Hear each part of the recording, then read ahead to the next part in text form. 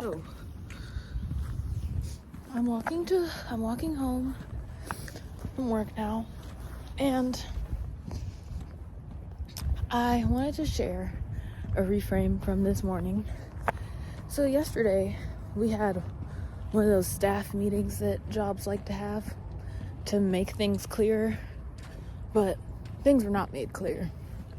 So, and then I think when I got home, I didn't really think about it much because I was so focused on editing last week's video. So I kind of like put it out of my mind in the immediate aftermath. But so because I didn't really like process the events at all, it came to me this morning with a vengeance. And I was like, hey, wait, actually I have quite strong feelings about this, about the things that you people are saying. So at first it was a little annoying because it was pretty strong, and I was like, dang, like, wow, I feel this strongly about this. But it was like, okay, it was irritating because it was like, okay, I want to just, because I don't like waking up in the morning and feeling like ramped up by something. So I was like, all right, just like, I was trying to like, bring myself down and like bring myself back to like neutral. But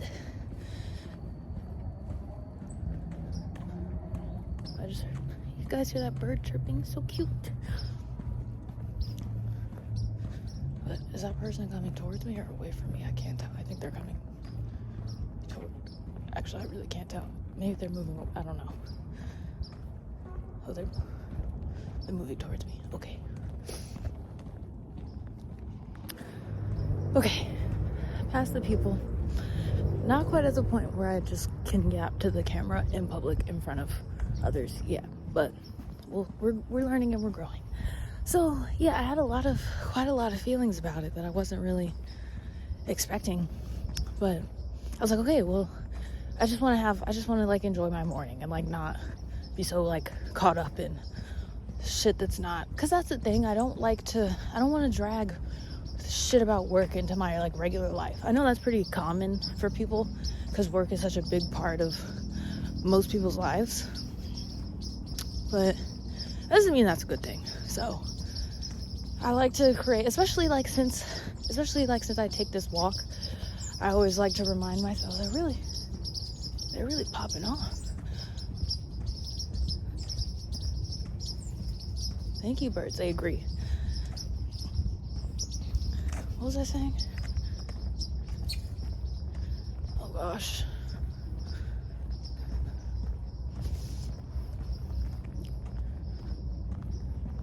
Oh, okay, yes, this morning. Yeah, okay, yes. I try to, since I take this walk, I tell myself, okay, once I'm done with this walk, anything about work that I want to think about, I get out during this walk, and then once this walk is over, I let it go. That's what I tell myself, and it usually works, because then I'm still giving myself the chance to air it out, but also not letting it constantly occupy my presence, because I don't want that. That's no fun. But it's also no fun to ignore how you feel about something. So there's a nice middle ground that I think I've struck with that. But yeah, so it was frustrating because I'm okay, I'm frustrated about work, and I haven't even been there yet. But yeah, so I was a little I just want to let this go. But then I ultimately realized that I don't want to get into all the details, because I don't even think it would make sense if you're since you guys aren't there, and it would be kind of boring to explain it all. But basically, I guess the best way I can generally explain it is that normally there's the people that work in the coffee shop, and then there's the people that work the front desk, that do reception. And up until now, those have been two separate jobs, but now they're trying to combine it into one job, and it's pretty annoying that they're trying to do that. And none of us are really happy about it. And it's beyond like just them doing it. It's also the way that they've gone about it. And they haven't been the management has not been very clear in its communication about any of this. So, and we all like would just find out things last minute. So it's pretty annoying. But I know it's like regular work stuff, and like shitty management is pretty common. It's pretty commonplace in no matter what industry, no matter where you're working. Like, usually the managers kind of suck. And I don't even think, like, I like our managers as people. I like most of the people that I work with. And that's why I feel like I do want to stay where I'm at, because I think it's a good situation for now. So, but that's the thing. I have maintained the stance that I think it's good for me for now. But it's like they keep pushing me. It's like they want me to turn on them. And I don't get why they would want that. So, it's like, what the fuck? But okay, I guess I can explain the specific situation or the specific thing that's like frustrating me most about this. So, on certain days, now we have to come in a little bit earlier, an hour earlier, and now we have to do 2 jobs. What was 2 people's jobs, now 1 person has to do first thing in the morning, 2 days a week. So, well, now I'm back on the road and the cars are going to be loud, so maybe I should take a pause and wait until I get home to tell the rest of this story. I think I'll do that. I'll see you guys later.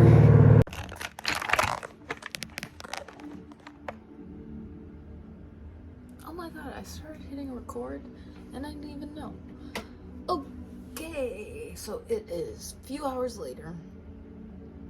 My grandmother cooked and everything, so we all went over her house and had a good time and hung out and ate and everything. So that is where I've been, and now I'm back, and I need to finish my story about work and what I was thinking about in the middle of the walk. I'm pretty sure I was like I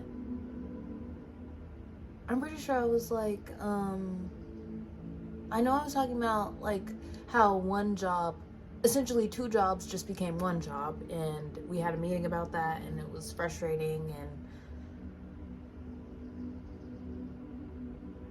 my reframe about the whole situation. Like, I woke up this morning and I was kind of in a funk about it. Like, I was like, oh, I don't really like how I've noticed in the editing of the first video especially, I noticed how much I say like, but it's because I'm thinking and I'm talking at the same time, so it's like it's a filler word.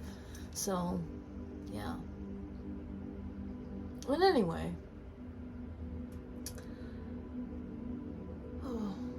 I went there and then I got distracted, and now I don't remember where I was going, what I was originally talking about.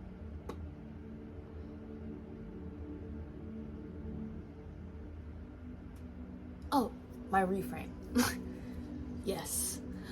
So, yes, I woke up and I was initially frustrated about that, and I felt that and everything. And what I ultimately got to at the end of all that is that it taught me how I was able to take my power back. I realized that I can just take my power back from the situation. And that even though now they're making it so, even though they're doing this and they're making these changes to the schedule, like, that doesn't necessarily mean I just have to be like, okay, like, yeah, you guys do whatever you want. Like, I'll be a good little dog and do what you guys say. Like, no. I can set boundaries. I can declare, like, I can make decisions about how I spend my time, and, like, especially how I engage in this aspect of spending my time. I don't know. But I ultimately realized that, like, I can just say, hey, I'm not gonna do that. That's what I realized from this whole thing. I realized I can just say, because initially my natural instinct is to just try to adapt to the circumstances no matter how shitty they are. But from this, I learned that no, I can take my power back from the situation and I can say, no, this and this and this, like, this is how I feel about this, and this is what I'm doing, and this is what I'm not doing. And being comfortable with that, and also being like, okay, if you guys don't like it, if you want to like fucking fire me, then do it, I guess. Like, I don't give a shit. Like, I'll figure it out. I'll find something else. Or just knowing that no matter what happens, no matter what I do, no matter what decisions I make, I'm gonna be okay. And just being, and really like locking in and rooting into that idea. And so even though I woke up and I was like kind of I got into a funk, I was able to really, it was a moment for me to take my power back from a situation. And that's really meaningful to me. And every moment that I can take my power back is special, really. Oh, I made notes about things that I made more notes. Ooh, I made more notes because in the editing of the first vlog, I had some feedback for myself, I suppose. Okay, so I wanted to talk about a little bit about my writing process a little bit more, and how as far as my creative process goes, especially my writing, what I like to do a lot before I go into writing, and I think this is kind of part of the reason why it takes me so long and why I struggle to just like straightforward write a first draft, even if it's like just to get through a writing, even if I don't necessarily love how it's going or how I'm wording things or whatever, and just trying to get the idea out. Because when I write, I like to, before I write, I kind of already know where I want to take a scene, or I just imagine a scenario that I would like to explore with my characters. So I kind of just visualize that in my head, and I just kind of like imagine them having the dialogue, or just in my head work out how I think the scene is gonna go. And then of course, since it's in my head, I can like instantly edit it and rearrange it and all that kind of stuff. So that's a key part of my writing process. I like to have time where I visualize how I want a scene to go. And then also, that's kind of how I get my inspiration and how I put together the different parts of a plot. I would just kind of like, oh, I'd like my characters to be in this situation. And then I just envision a scenario around that, and like, oh, how's this character going to respond to this, and how's that character going to respond to that. And I like to start it in my head, and then I write it down. But it kind of makes sense, because of course in your head or at least for me, in my head, the process feels a little bit more fluid. But when I write it down, it gets more difficult. And then it's kind of like how with my collage, like how I lay it out, I know no matter how I lay it out, how it's actually going to get glued down is going to be a little bit different. So it's kind of the same thing. Like, no matter how I think about it in my head, the actual writing of the details and making it appealing to a reader is a little bit different than how it sounds and flows in my head. But it's still a good outline that I like to have, and it helps me a lot. And it's just like, it's fun. It has a little bit of like fun and flavor to my creative process. So visualization, very important for my creative process, especially as a writer, I would say. I mean, of course, like also a visual artist is probably gonna. Anyway, I also, because since this is a thinking of my favorite challenge, and I'm very aware of what's happening in America, and like the ICE of it all and the Palestine of it all. I'm very aware of all that, and I could see how for some people, like the concept of doing a thinking of my favorite challenge at this time is like off-putting or whatever. But I think my reframe for that would be that I think that it's ultimately good that more Americans are becoming aware of the truth of what America is and what America has always been. Like this idea that we were ever like a real democracy or like a beacon of freedom to the world is just not true, and it's never really been true, especially if you're black. So all that's changing, like it's really not that America has changed. America hasn't changed at all, really. America has been the same place. It's just changed aesthetics. But the fundamental values and the fundamental mechanisms and operations of how this country runs and operates and the grounds of the economy have always been the same. So that's like what's happening is not really surprising, because it's really just that they're being more open about it, and they're not hiding anymore. There's no plastic veneer of decency anymore. And in a lot of ways that is a good thing. Because it was always fake, it was always plastic, it was never real, it was always just an image of decency, an image of equality, an image of peace. It was never real, it was never true, and it was never like all encompassing by even the smallest amount. So I ultimately think it's good that more and more Americans are waking up to the idea that America has never been as free as it claimed to be. And that's not discounting even a little bit like the pain and just the heinousness of it all. Like, it's terrible, but that's how it's always been. It's always been that. It's always been that. It's always been bad. There's never been a time where America was like a clean, benevolent nation. Never. Its foundations were built on treating human lives as property. So that doesn't just go away when you change a couple laws around. It's like skin deep. It's in the soil.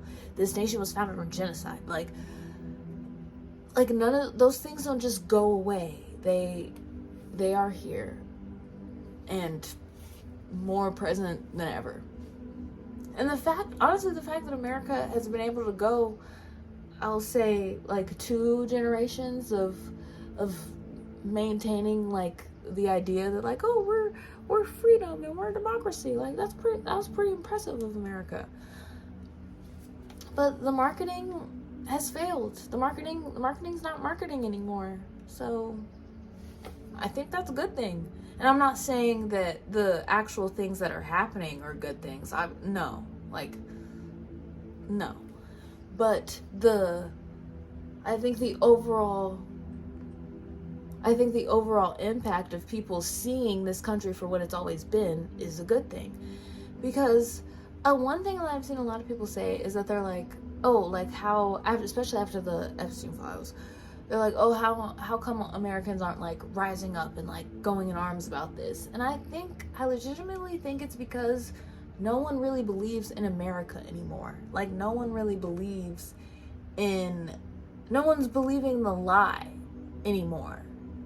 So it's hard to fight for something that you don't believe in, because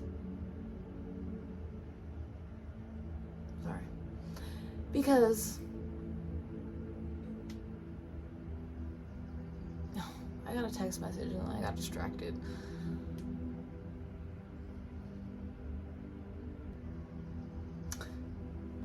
No one believes in the lie anymore. No one believes really that this country is worth I shouldn't say no one, but I feel the sentiment increasingly is that like this country is not worth saving. And I want more and more people to understand that the country and the empire of America failing does not really reflect on us as a people. Because like we live under the empire. We are the people. But we're we're not the same thing. Like, the people will always outlive the empire. Like, fuck the empire. Empires come and go. There's literally never been an empire in existence that hasn't failed. All empires fail. That's just what they do. They rise and then they fall, and then they rise. Just like the fucking business cycle. Just like they tell us, like, oh, the business, it flows, and then if there's a boom and then a bust. There's a boom and then a bust. That's just business. Same thing with empire. So, like, this empire failing doesn't mean us as a people has failed, and us as a people are gonna be here no matter what the fuck is going on up there. So, and we can also take care of each other, even, and not saying that it's gonna be like a walk in the park, but we can take care of each other and be a community, even in the midst of actual literal societal collapse. Like, it's not like this is our first, like, humans, we've been here for hundreds of thousands of years. This isn't our first rodeo and shit hitting the fan. So, I just don't really worry about these things. Like, not in the sense that, and I'm not in a, like, oh, it's not gonna be hard, or it's not, or there's no potential for things to get really bad. Like, obviously that's always on the table. But I just know that, I don't know, I just have this underlying feeling that no matter what, we're gonna figure it out. And that's just how much I believe in us as humans. And I mean, we've gotten through, like, this isn't even, like, if we, all of the geopolitical conflicts of all time, we've survived. Like, none of them have ever completely taken out humanity yet. And honestly, I don't even think humanity being taken out would be like that big of a deal. Like, I'm not the kind of person that's like, oh, I need my legacy to live on. I need my children's children to have a future. So, I'm not really super invested in, like, the longevity of the human race in general. But, I know it's kind of bleak to say, but I don't know, I'm just like, okay, once I die, like, why do I, like, I feel like I'm already of mind where I want things to be better for most people. Like, I don't think struggle should be the natural way of being. I don't want most people to struggle. I really don't think we need money. I would love us. I envision a time where we get past the need of, like, charging each other for the things for basic human needs at the very least. Like, so I see so much more for us than what we're currently doing, and I know that I won't see how I see us as humanity operating in a potential future is not gonna happen in my lifetime based off of, I don't know for a fact, but it seems that way based on my lifetime. Like, yeah, in my lifetime, I don't think we'll eradicate the concept of money. So I accept that. I'm okay with that. But I still like being on the side of inviting more people into that idea. Because one huge thing that capitalism does that really fucks us over, or not even just capitalism, but like society in general that really fucks us over, is that it kind of like limits it shapes our imagination into a particular shape, and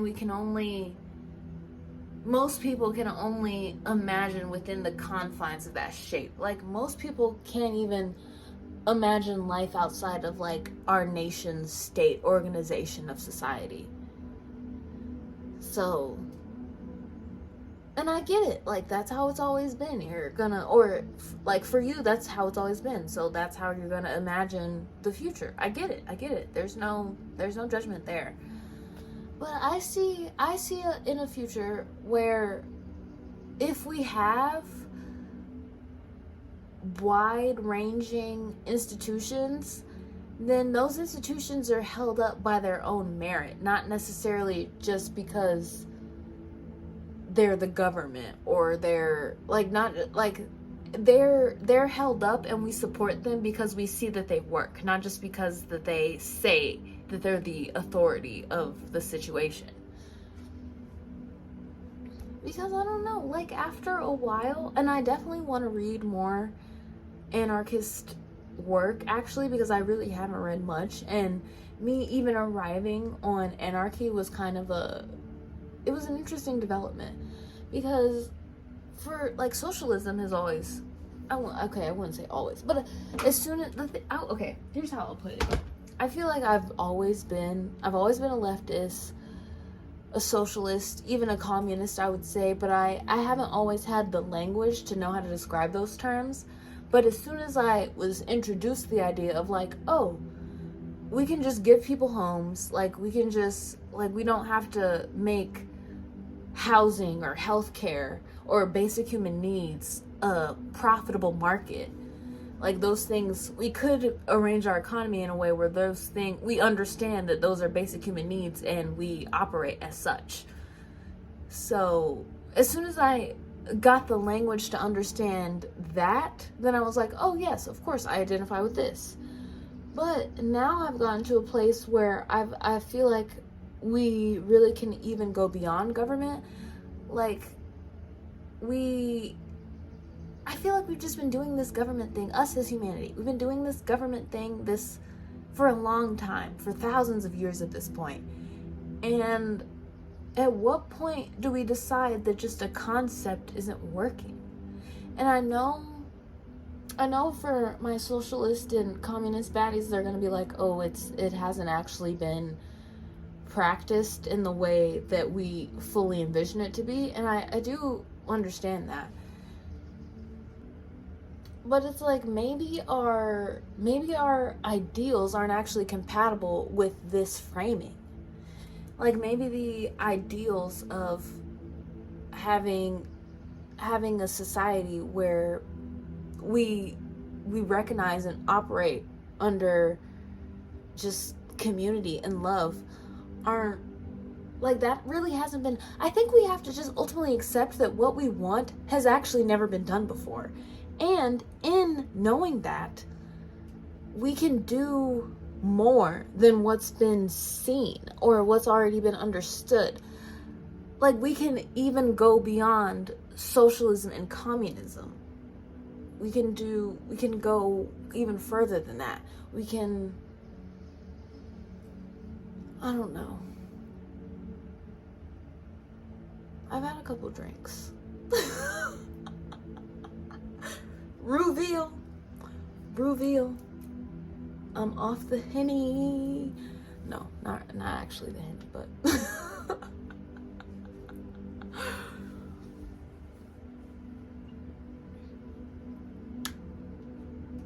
yeah.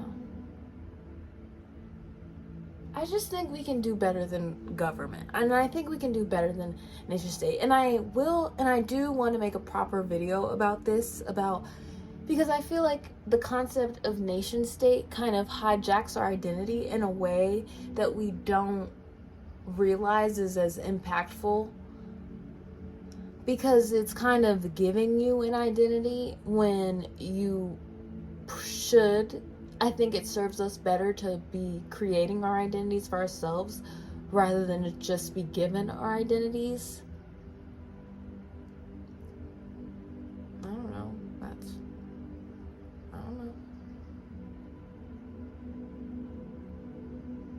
That's just what I've been thinking about.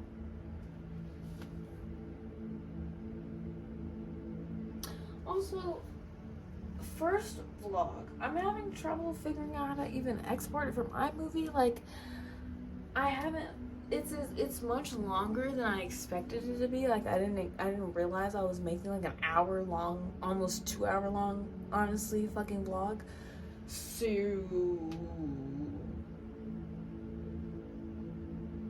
yeah, it's taking time, and I'm a little bit worried about it, because I'm like, I want to get it up. Like, why isn't it working? But I'll figure it out. Okay, I think I finished talking about everything at work, which is the main thing that I wanted to finish with this clip.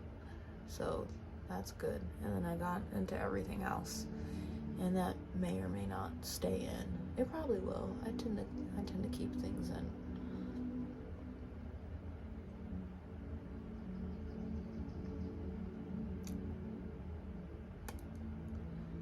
But yeah, all I can say is I think we can do, us as human beings, and we have imagination. Like, you can imagine anything. Anything. And we can, I just know with our, okay. I do this a lot. Like, I have a lot of ideas coming in my head. I have a lot of thoughts coming in, and then I just,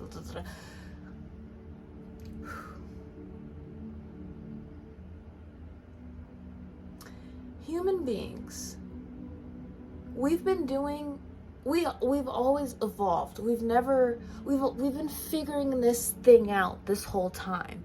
And so I feel like since we've had this particular organization of our societies for such a long time, there's no reason to think that it should stay the same and that it will continue to be the same going forward. And while we're watching this particular organization of our society collapse, and especially since this is an attempt at an organization that we've been doing for hundreds and thousands of years, maybe more, just hundreds, I'm not sure, a long fucking time we've been doing this shit. A long time we've been doing this nation state government shit. Like, while we're seeing this, especially America being one of the most quote-unquote like successful examples of what an empire could be, in the aftermath, why just try to recreate the same thing and just like like, I know we're trying to make it better, but why even try to recreate that image even a little bit when we could just do something different? When we could just start anew, like, for real. And I don't have all the answers of how that's gonna actually look like or anything like that. And I don't need to, because that's not for me alone to figure out. That's like for us to decide and figure out and discover together. So don't ask me for all the answers, because you need to be figuring them out too. And it's good for everyone to just, I think it's fine if everyone just does what makes them happy. Like, if everyone just finds, I just want everyone to find what lights them up inside, what brings them joy, and just keep doing that. I don't think it really needs to get more deeper than that, because I think one thing that we underestimate in bringing about change in the world is just like the simple act of you as an individual person, just finding more joy in your life and being happy. Because I understand how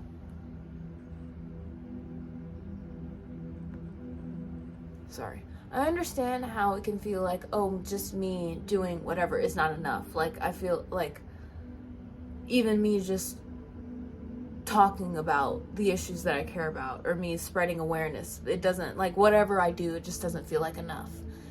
And I just want to remind people that you alone being happy, that is good. That is creating less misery in the world. Instead of being, you're helping there just be less chaos and misery and madness in the world by just you choosing your happiness. And even if that feels selfish, that's okay. It's not something like your happiness does not take away from anybody else's. Like, you being happy and you choosing to go after what brings you joy and lights you up doesn't take away from anyone else. And everyone, and to a certain extent, I've ultimately had to accept that everyone has to learn these things on their own time, in their own way.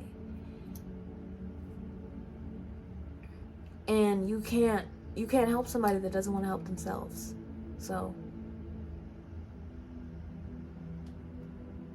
I think that's it for today.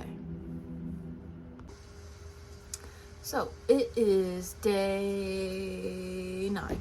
Day 9 of my favorite challenge. Woo! We made it 9 days.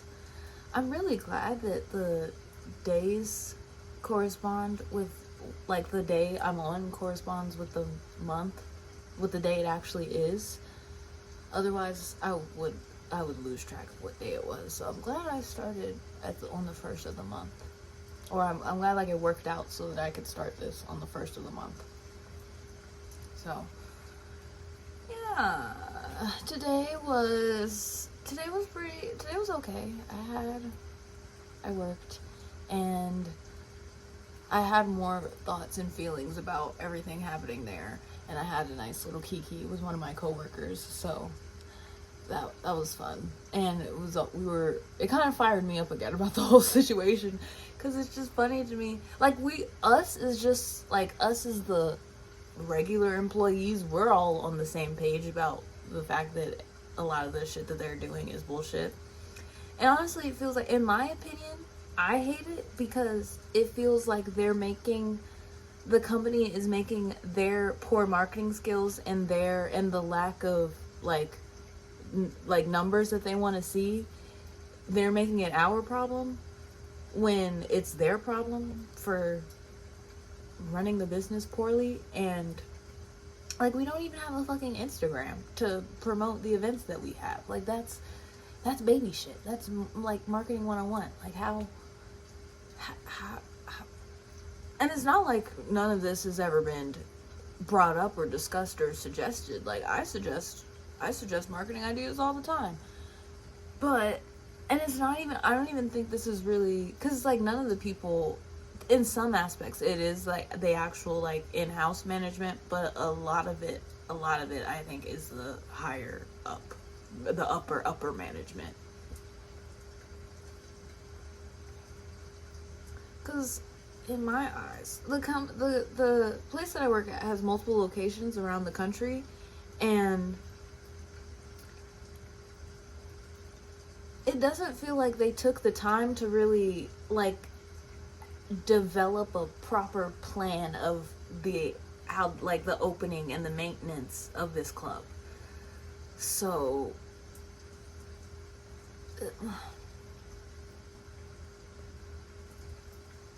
it's just frustrating that because now since, like I explained in yesterday's clip, I'm pretty sure that they're essentially trying to combine now 2 jobs into one.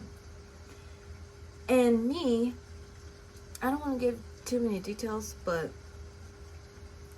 I don't know. I don't even know if I can explain that part without giving too many details. Yeah. Whatever, but that's what they're doing, and it's bullshit. Because the way it works out is that okay, yes, I don't have to get into details to explain this. Only the people who already do my job can do the other job, and all the people that only do the other job have to be trained to do my job. So right now, only all the people that do my job are really the main ones being asked to do both jobs, because all the people that only do one job haven't been trained in the other job. So that's annoying, because it's like, now you're asking me to do stuff that you didn't even hire me for. And I don't like that. And it's making me, I'm just like having a lot of questions about like, okay, do I want to stay here? Because I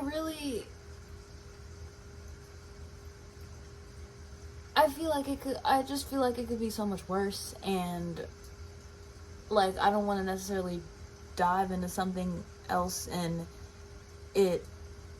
because like, I guess I'm just comfortable with where I'm at, and I think the people in the environment are good enough for now. but it feels like they're trying to push me. And it's like, why would you push me? Why would you push me? And it's really annoying that they're making the fact that they suck at getting people in our problem, when there are very like simple things that they could do to improve the situation. And it feels like especially the higher ups, because they are the ones that like ultimately decide what marketing efforts are gonna go through. It feels like they just like magically think that like we're just gonna get more business out of the sky with no actual like effort brought into bringing people in. So I just don't really understand like what their plan is, what their plan was, what they're doing. And my personal theory is that I think the person that owns the company, I think because of the relative success of the company, that they assume that they have it all figured out, and it doesn't seem like they take like suggestions or directions. Well, not necessarily directions, but suggestions very well. Like, it gives the vibe of like someone like, oh, this is my company, I know what I'm doing, like I'm the one who built this, like everybody else shut the fuck up. That's what the guy gives. So I don't know, but one thing I know, they're not going to make their incompetency my problem. They already have made it my problem far too much, so it has to end somewhere. It ends with us.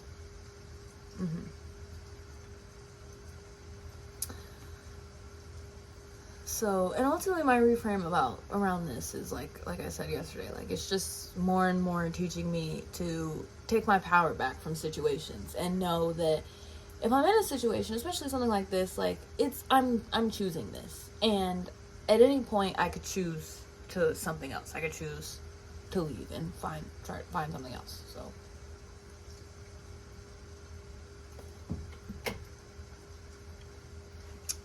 that helped.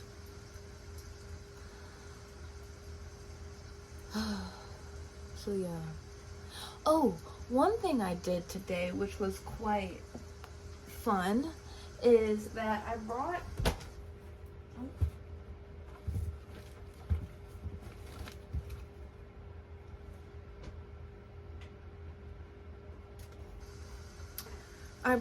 I put a little journal in my work bag, and I decided to journal on the train from home. And I put it in there in knowing that like, okay, at some point, like I could even journal like when it's not crazy at work sometimes, or on the way there on the train. So yeah, I thought it was, and I just randomly pulled it out and just started going in about the main thing that I was ranting about, the work stuff for the main part. And what I realized in doing that, because once I was done, I was like, oh, that felt really good. Like I actually feel like I got it out. And that helped me realize that, because I also like to do brain dump voice notes, where I just start a voice note and I just kind of go, and whatever happens. And just like, that's been my main thing instead of journaling, really. And I've been trying to figure out, because like initially it was like, well, like this kind of feels as effective as journaling to me, but I think did I talk about this? Oh no, I think I voice noted about this, which is why sometimes I voice note about things, and then now that I'm recording, I get confused about what I recorded and what I voice noted. But I don't think I talked about this on video. I don't think. And if I did, I'll talk about it again. But writing, like writing is a different kind of release than just talking about something. Because kind of just talking about something, it kind of still, like, yes, you're releasing it because you're talking about it, but also I think the physical act of like getting it down and seeing that the words and the thoughts are outside of you now, I think it does something. It feels like more of a complete full release because it's like a tangible release.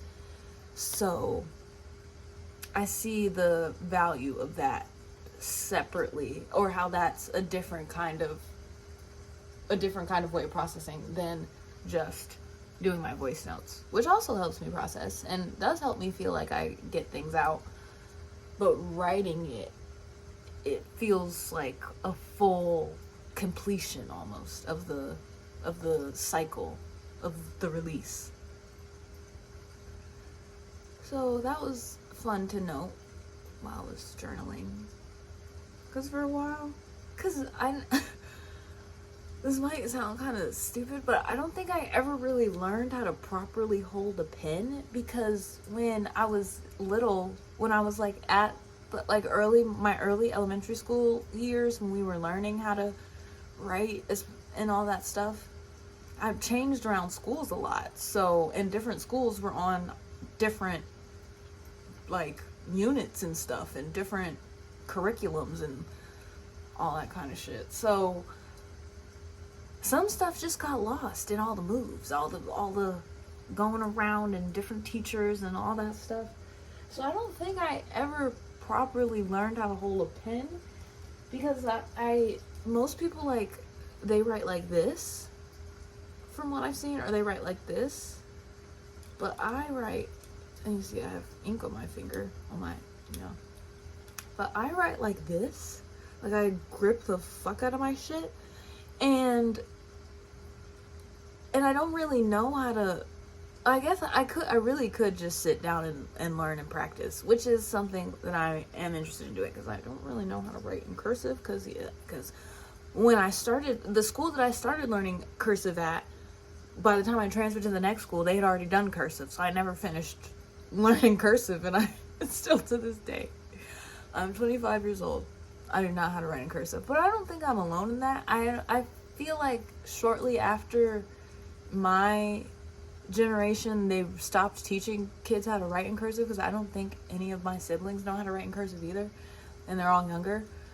So I'll ask my sister about that to double check. But yeah, don't really know how to write cursive. Even just writing my name is pretty atrocious. I do have to admit. So anyway, I gripped the fuck out of this shit, and it doesn't take very long for it to start hurting my hand, and then I get a little bit frustrated, because it's like, damn, my hand's hurting, but I'm really like trying to spit right now, and that never happens when I'm yapping. I could yap endlessly. So that's been my journey with journaling. But I still really enjoy journaling, and I still like certain things. I still go to my journal for. But for the most part, lately, I've been mainly voice noting to get my shit out, get my thoughts out, and it does work for me. But I think writing just hits different. It just does. So, and isn't this pen so cute? It's my Melody, and it's one of those like multiple color pens, but I used all of the red and I think all of the blue, which I wish it had, like, maybe I could find them online and something, because I would like to refill these if I could, because I don't want to throw this away.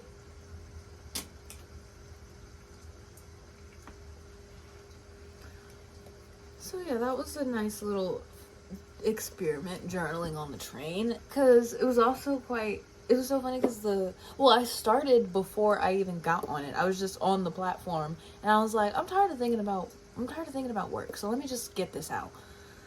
So that's what I did today, and it was nice. And I'm gonna keep that in there, and anytime I need to spit, I will be spitting.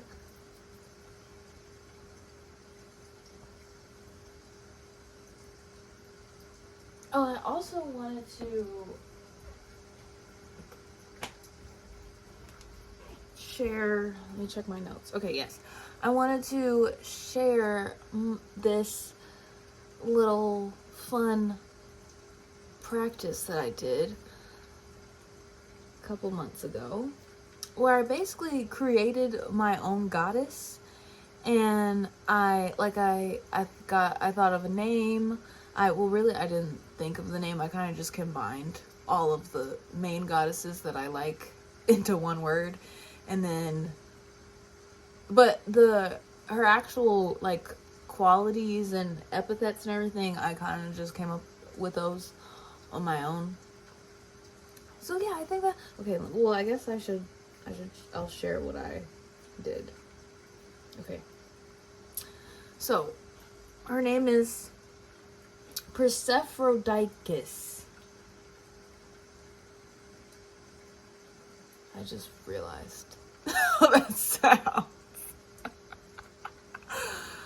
That's funny. And, okay, and she is the goddess of sex, magic, and innovation. Her offerings are cherries, strawberries, any red fruit, cotton candy, red velvet cake, Cabernet Sauvignon, period blood, dragon's blood, Earl Grey tea, rough drafts, and orgasms. Those are her primary offerings. And her epithets. First one I put Just Watch Birth by Artemis. Just watch that. If you've never seen that, and even if you're not into K-pop, I'd recommend you watch that to like get the vibe. Next one. Okay. She is the first dream in the mind of creation. Her presence began the orgy of the cosmos. She is the blinding darkness of oneness that all living things crave to return to. She is the eternal orgasm, the big O. The pleasure that invited matter into existence. The pleasure that seduced the heavens from hell. So, yeah, those are like, honestly, I don't really even know. I don't fully know what an epithet is, and I kind of just felt my way through that. Like, I know, my intuitive understanding of it is that it's like the other titles, almost, I think, for a god or a deity. It's almost like other titles for them, like other qualities that they have, or other. I'm just gonna look it up. Like I did as like wrote epithets, not even fully knowing what they are. Okay. An adjective or descriptive phrase expressing a quality or characteristic of the person or thing mentioned. Okay, so I kind of just figured out what it meant by just having heard other epithets of other deities. So I wasn't off. Because y'all, I just be doing shit. Okay. Symbols. Stripper pole, stripper heels, sex toys, lingerie, moonstone, carnelian, lapis, fairy dust, bathing, unicorn blood dripping from horn, sheer fabrics, orgies, glitter gel pens, and psychedelic experiences. Those are all the symbols of Persephrodicus. Should I change her name? Should I change her name? I don't know. But yeah, I think as a goddess of sex, magic, and innovation, I think that's a pretty solid list of symbols. And really when it's all, okay, I'll just read the pillars because that will really bring it all together. Pillars. She teaches you to follow your pleasure and joy as a guiding force of life.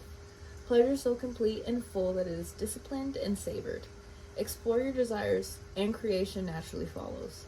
Discover what you are meant to create. Unapologetic sexuality. Sex is life. Desire is creation. Living a beautiful life and creating beauty in life. Appreciating the beauty of ugliness. Embracing what is unique and one of a kind. And being your own truest lover. So I kind of just randomly like thought to do that, and I did it for fun, But it was really fun. And just like a cute little, like, it's almost like one of those like little like creative writing exercises like you would do in school. So try that out. Create your own deity and give them qualities and symbols and everything. And because also I think one thing that I really love is really just thinking of myself as a goddess and thinking of all the little things that I do, especially in my self-care and beyond just like the physical maintenance, but also like making sure I meditate and making sure that I'm just getting the things done that I want to get done that keep me centered and grounded and regulated. I see those things as devotional acts to myself. And I am both the goddess and the devotee of myself. So, yeah, that's awesome.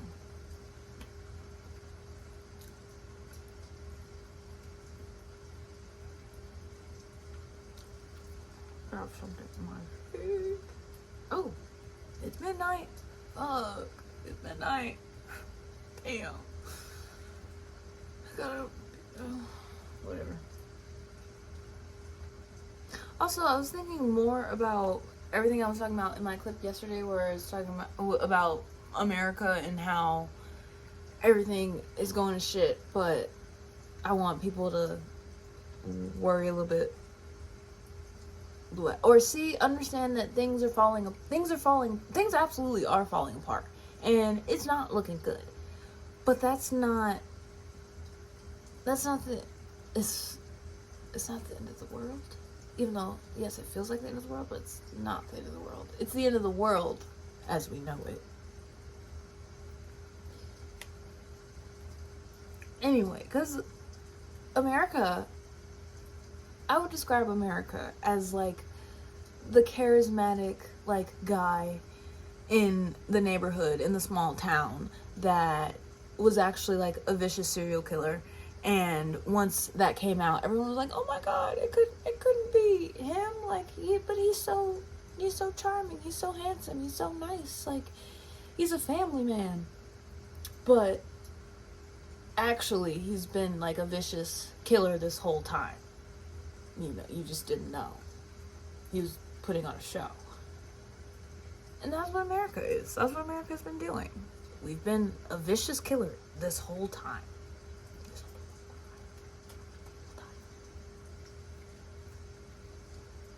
Also, I think this is gonna be the last thing. I got back to stretching. I'll link it. There's this really fun and fresh little 10-minute stretching routine that I like.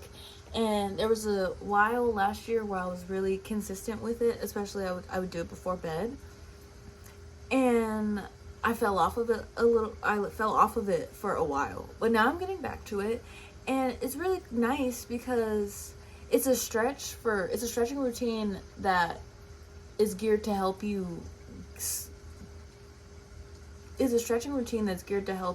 learn how to do a split.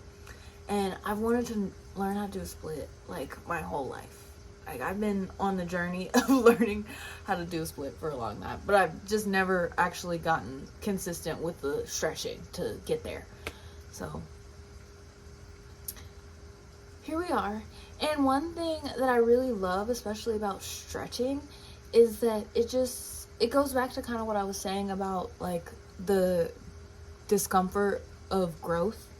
And it's one of those things that it like hurts so good. Like it doesn't, because like let me be very clear. If like stretching is like hurting, like if what you're doing, if like the move you're doing is like hurting, then you shouldn't be doing that. You don't want to be like actually in pain. But your body knows the difference between like when you're just like in a good stretch versus like when you're pushing too far and you're about to break your shit. So really just, and since it's like a splits exercise, it really like opens up the hips and the inner thighs and stretches all that out, and it just feels really nice. It just feels really good. Like I just like to, when I'm in a stretch, just be like, even though it's like there's like that little mild discomfort in some parts, I know that it's just like it's making me, it's a sign that I'm getting more flexible and getting more stretchy and strengthening my muscles and all of the things. So I recommend, especially if you're not someone who's super into like getting active, or you want to get more into getting active but you don't really have a place to start, or like you don't want to, I think the best way, if you're like straight up or not really active at all and you want to get more active, I think stretching is a good place to start, because like you're getting in the practice of getting up and moving your body, but it's not like strenuous activity.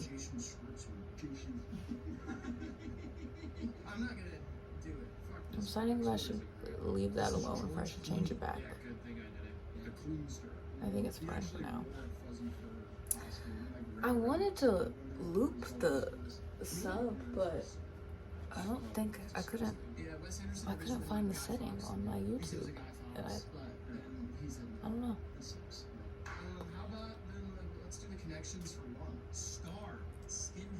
There's a thing, I think it's a chia seed. I've been drinking chia seed water, and I enjoy it. It's kind of like boba, and if you like boba, you're probably not gonna like that I just said that. Because it's not like it's not sweet or anything, like it's literally like chia seeds, but it's not that I don't like boba, but I don't really like boba. Like there's nothing, I don't feel strongly enough about it to flat out be like, I don't like boba, but I don't love boba, and I don't, like if it was at a boba place, I probably would not order something with boba in it. I would actively get something without boba, because I don't really enjoy the balls.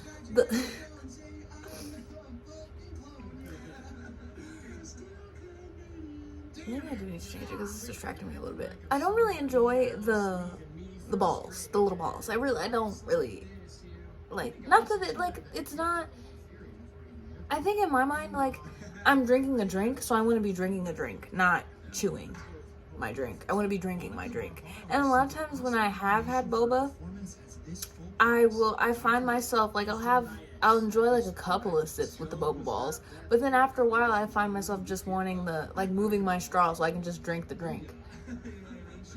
And I know probably most people, they just suck out all the boba from the bottom and then they have the rest of the drink, but it's just not really my favorite thing.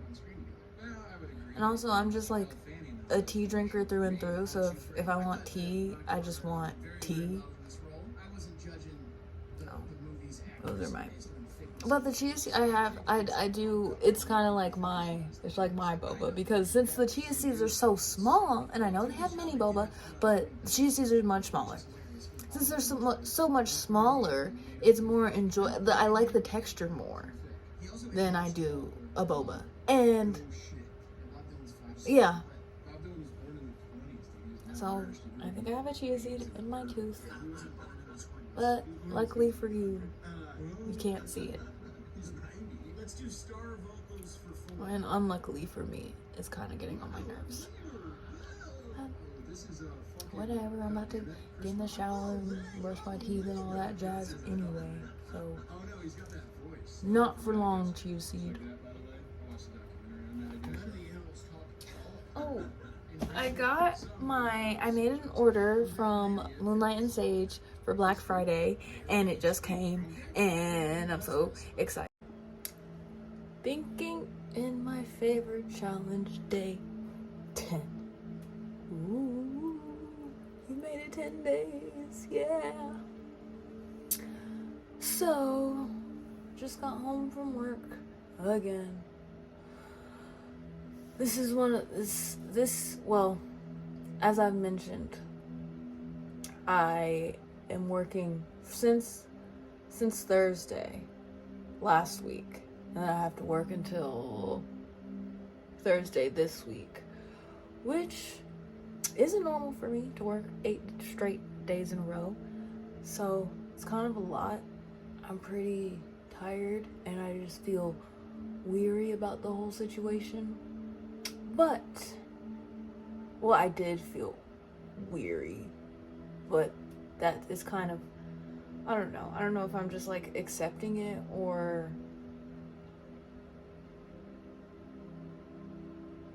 knowing that I can rise above any circumstance. So, and just living in that energy. But this earlier, I was in a little bit again. I think it was still like, it felt like a carryover from yesterday.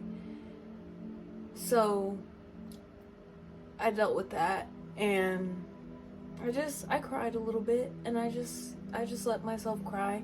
And one key thing that I'm trying to do lately is that when I cry, especially like, and it's not like something particular is happening, but sometimes I just feel like, oh, I need to cry right now. Like I can tell when I need a release. Like usually I feel this kind of like tightness in my chest.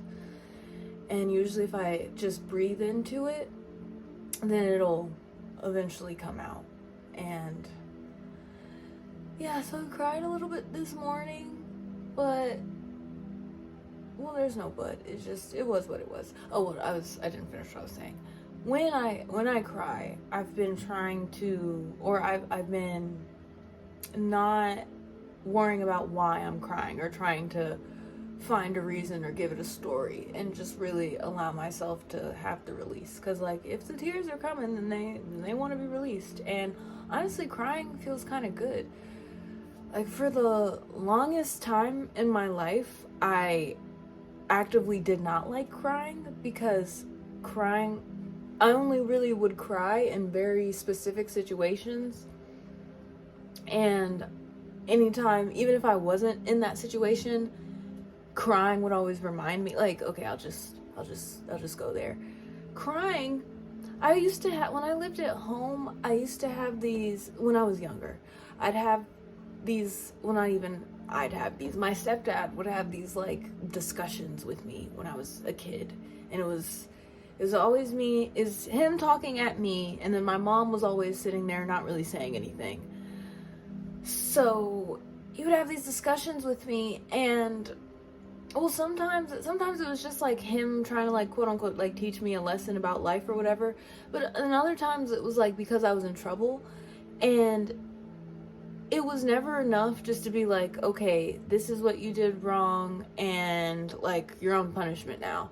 Like it had to be a whole lecture about like why you're shit and why my family's shit and why like this is all my grandpa's fault because he's a bad dad or something. Like, yeah, he's a piece of work, that stepdad of mine. So yeah, and so we'd have these discussions, and then I would cry, and so crying always reminded me of that and just like being in trouble. So for a long time, while I lived at home especially, I feel like I kind of numbed myself to be able to cope with that situation. And only really in the last 2 years, I would say, have I become, or maybe like 2.5 years, I would say I have become comfortable with crying and comfortable with my sadness in general, and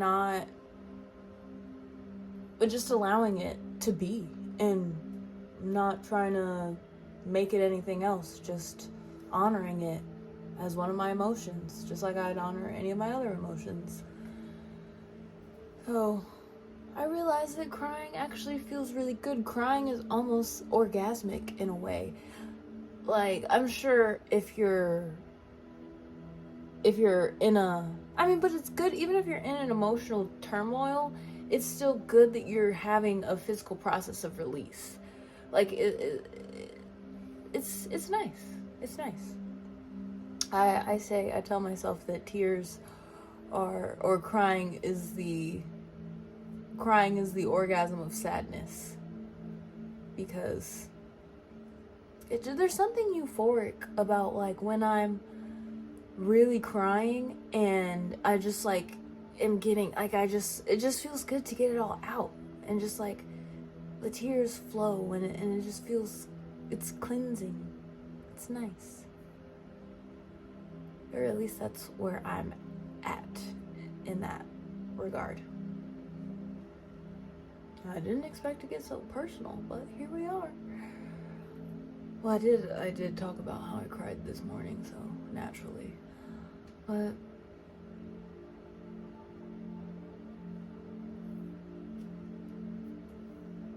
things are okay. I'm gonna be okay. I always will be. And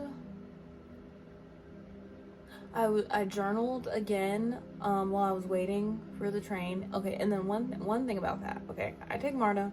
MARTA's not really a train. I think it's technically called rail, but like taking the rail, like that doesn't sound right. And it's not.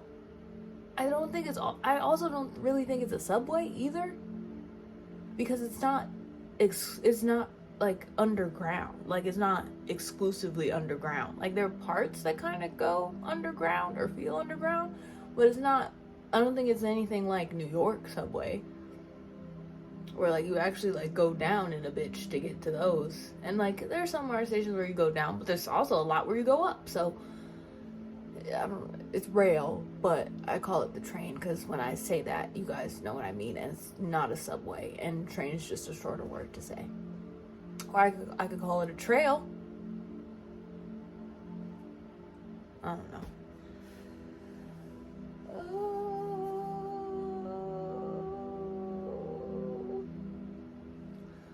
Well, I guess I could show you. I dug out this little, it's 642 tiny things to write about. This little journal that I got when I was, I don't know, I feel like I was like either in 8th grade or 9th grade. I don't know exactly when, but that's just my intuitive feeling about this.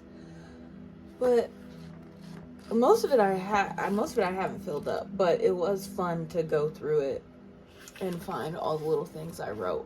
For example, the prompt is, statement necklaces are the fashion. Sorry, that sentence threw me off. Statement necklaces are the fashion. What statement about you does your necklace make? And I wrote smegma. I don't know what to do with that, but that's fun. That's fun that I did that.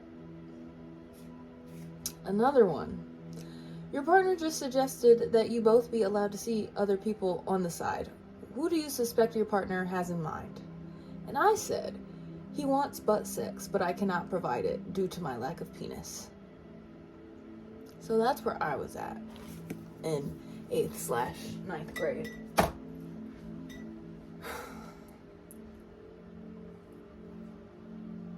Yeah. I don't think I have much else to say.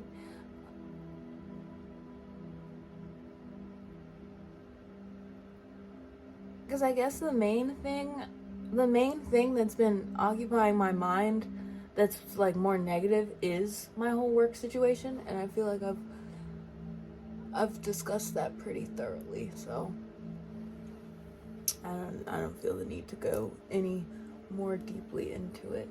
And I don't know why, particularly right now, I can't stop touching my hair, but just kind of go with it. It's giving me a nice sensory experience, so I'm gonna stick with it. Anything else? Usually I'll think of things that I want to talk about throughout the day, and I'll make note of them, hence my notes. But I didn't really think of a lot today. Or maybe part of it I think is because I've been journaling, and I think that's kind of helping me get things out, and so they're not really on my mind as much. And so that's something to note for sure. All right, we thought in our favor today, so see you again tomorrow. Okay, Thinking in my favor challenge, day 11? Day 11 update. Walking home. Don't mind the light show. That's just how it's gonna be right now. But today was pretty good. I would say very good, actually, because I was just in a really good mood for most of the day. Just not because of anything in particular. I just happened to be in a really good mood today, so that's fun. I feel like this is like my natural state, but then I tend to let other shit like get in the way of that, as us humans tend to do. Oh god, am I covering the mic? Oops. But no, I mean there could be one thing, but I think it's a little too personal. But just know it was reframed. I know it's not very helpful, but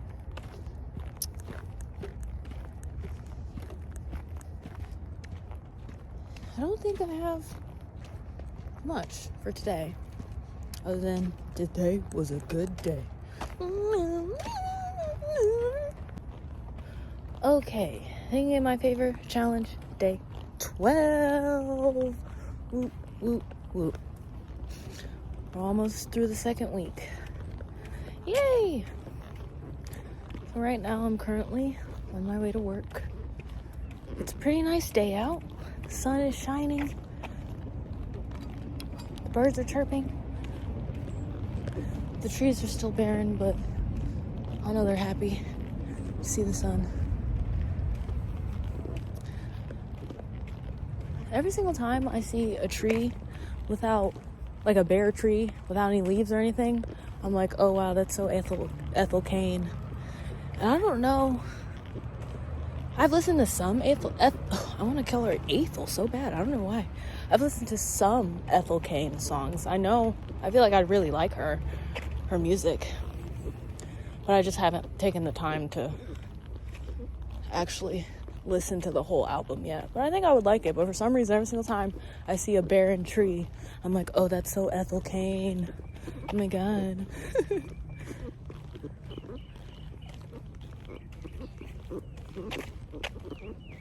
That's nice. I'm gonna film this. The pussy willows are blooming. Of course, when I started filming it, there we go. That's so cute. The main thing I can really discuss right now is that, well, multiple times this week, like randomly, there have been someone who's gotten on the train and they're just like playing their music out of the speaker, and that's against the rules. You're supposed to have your headphones in. And it's not that I don't really care about whether it's a rule. Like, I'm not like, oh my god, you're breaking the rules. I don't give a fuck about the rules. It's just the fact that it like disturbs the other passengers, especially like because I've heard people have their music on a speaker, but they play it like quieter, so like mainly they can hear it.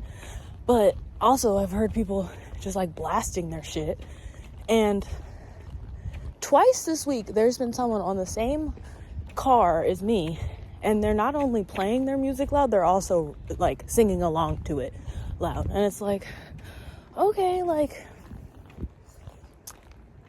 one thing that all of that made me like think of is sometimes I really admire men's ability to just take up space, especially in public, and like unapologetically they're just like, fuck it, I'm here, this is the public, I'm spreading my arms and my legs wide, and I don't give a fuck what anybody thinks. And yeah, for the most part, I'm on the other side of that equation where I'm like, just maybe don't do all that. Like, maybe do a little less. But, you know, really what it's telling me is that I can take up more space, and I should take up more space. Not necessarily in that way, but just in general in life. That, you know, if men have no problem rapping along to their mixtape on the train, then why can't I do any of the things that I want to do? So that's that reframe. It's also super early. Well, I had to go to the store, so I left a lot earlier so I would have plenty of time to get here after I went to the store. But I meant to bring my laptop so I could edit, but I forgot it. But that's okay because I have my iPad and I'm pretty sure I can get a good amount done on there. So it's all good. It's all good. Everything works in my favor. Start telling yourself that if you're not. Just tell yourself everything works in your favor. Because a lot of times, because that doesn't mean that like everything is all like hunky-dory. It just means that even if like some shit hits the fan, it's probably worked out for you. That's happened to me so many times where like even in the moment I'm like, damn, I wish that worked out. And then afterwards, it's like, oh, I found something better. And I'm kind of glad that didn't work out. So, everything works in my favor. So, I'm currently in the bathroom in a gas station in Alabama, I think. I'm on my way to New Orleans to celebrate my first Mardi Gras with my family, so that's very exciting because there's a whole like side of my family that lives there, but for some reason I've never been to Mardi Gras, so I'm looking forward to that. And yeah, check in later.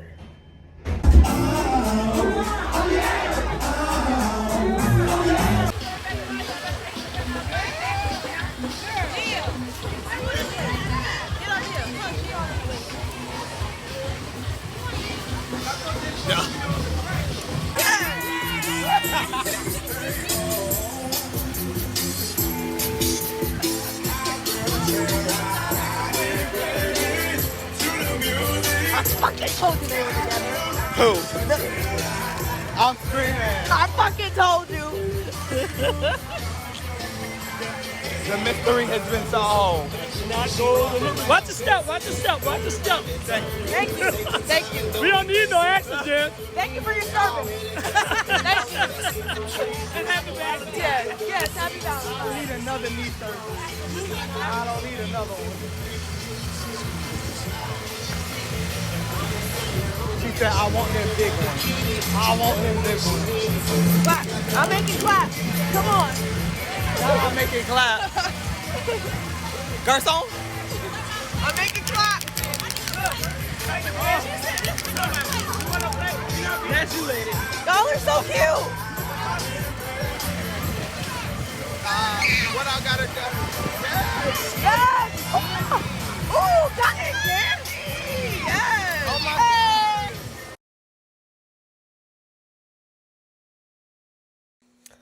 Okay, so thinking of my favorite challenge, day 16 update. Clearly a lot has happened. So I went to New Orleans, went to Mardi Gras. It was a great time. I'm actually like pissed at my family for not telling me that it was so fun and leaving me behind all these years, even though I've been of the legal drinking age for like 4 years at this point. So, yeah. So, lost my voice. But I'm I'm still me. I'm still keeping it cute.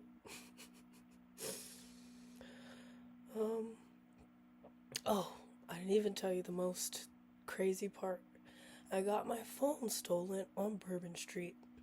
Because another thing nobody warned me about is that it's like the trenches out there, and you can't even keep your phone in your back pocket. Because in Georgia, I never have to think about that. So, yeah, that kind of sucked. But I already have my replacement on the way, and the only thing that's, since it was a holiday today, I can't get it until tomorrow, but that's fine.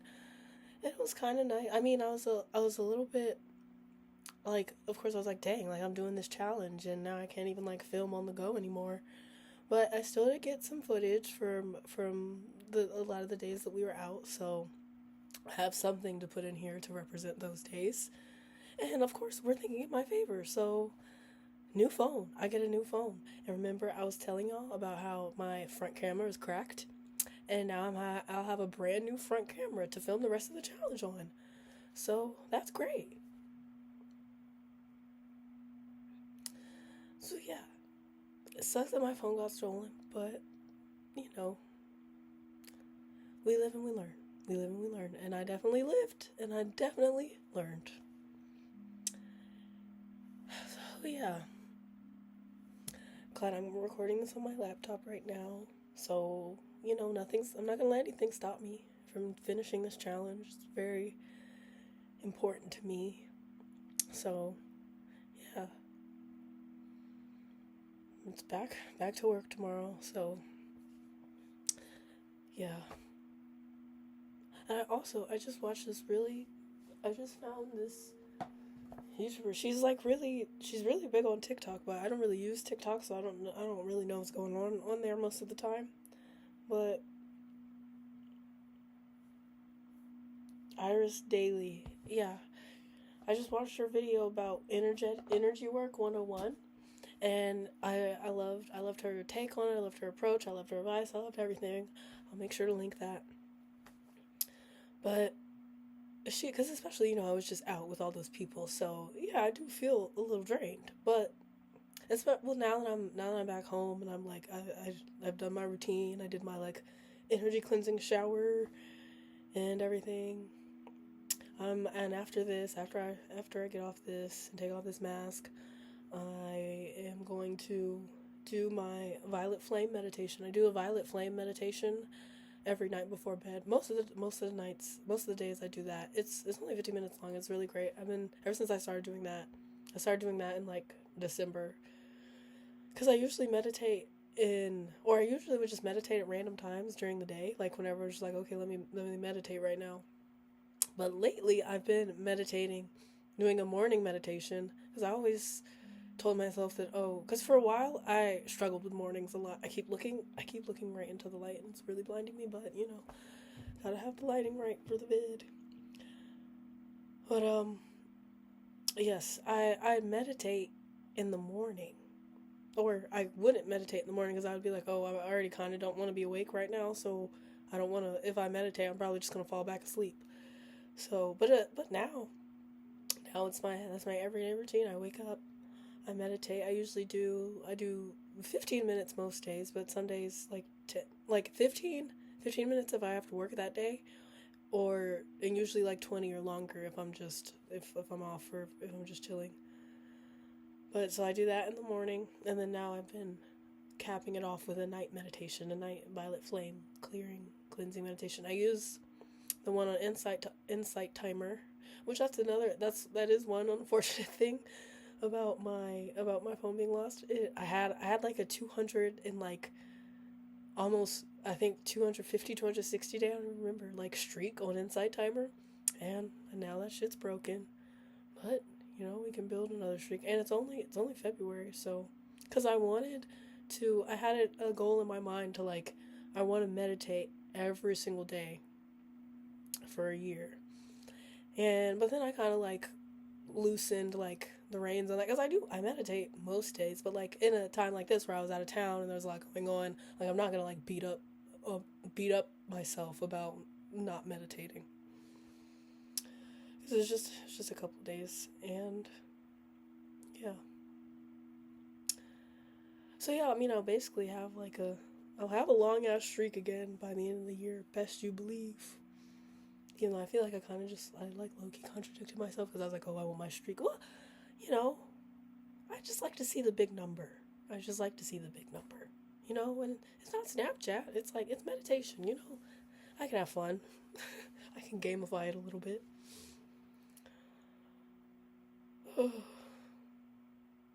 It does really suck that my voice is gone, though, because it also, like, hurts to swallow and stuff. And, like, I need to be drinking a lot of water, and it's hard to drink. I'm doing it anyway, but it's harder to drink it.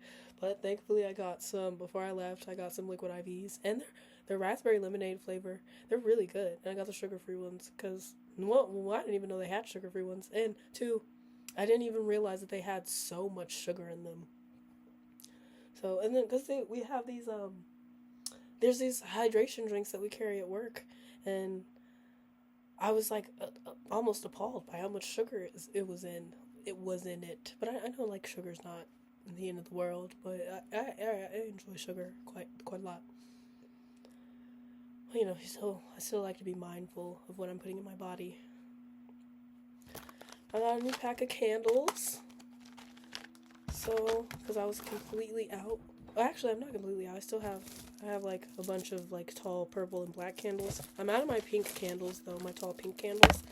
I dress those up for my beauty and glamour rituals.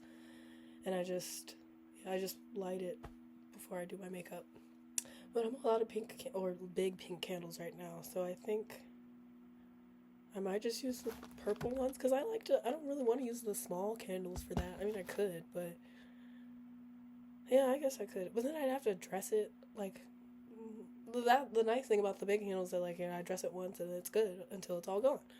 But these will, I don't know, we'll see. We'll try things out. So, I'm gonna stop talking now, because obviously, I'm gonna stop talking now because, yeah, I need to give it a rest. I need to be on vocal rest. Honestly, why didn't I try whispering? I think because I've been like in, like, my big ass family. I've been all around all of them. Like, I couldn't whisper. It's Mardi Gras, so I like pushed through and I talked anyway.